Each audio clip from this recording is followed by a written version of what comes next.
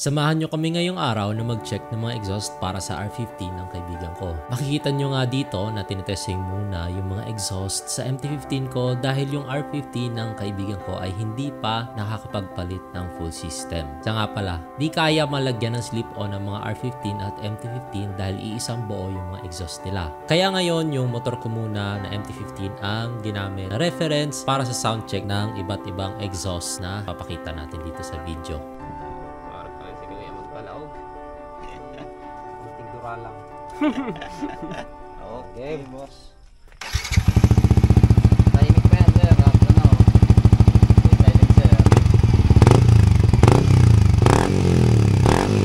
Siya bagay kayo, boss? Oo, bagay yung ganun.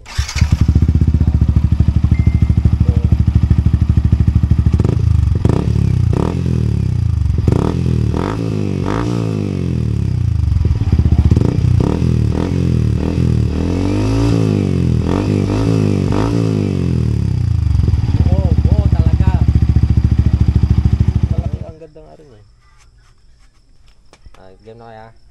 Okay.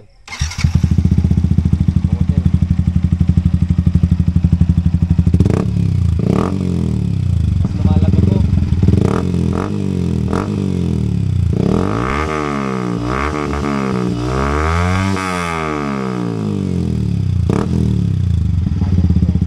Parang napalitan yung dambuhala na gusto. Hindi, wag na yun na siya. Game. G.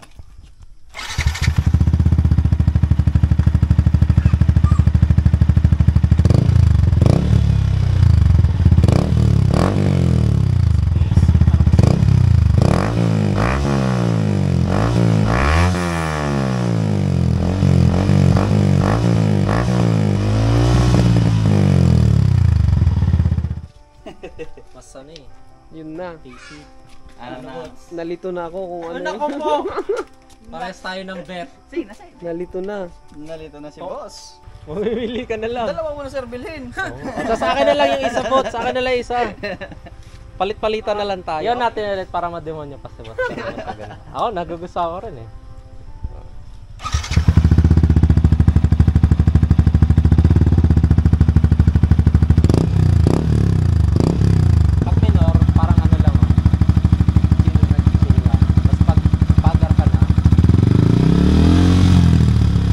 At ang napili na nga na aking kaibigan ay ang Yoshimura Alpha. Makikita nyo dito na napakaangas tignan ng Yoshimura Alpha at ang kanyang sound. Okay. Okay. Ano yung...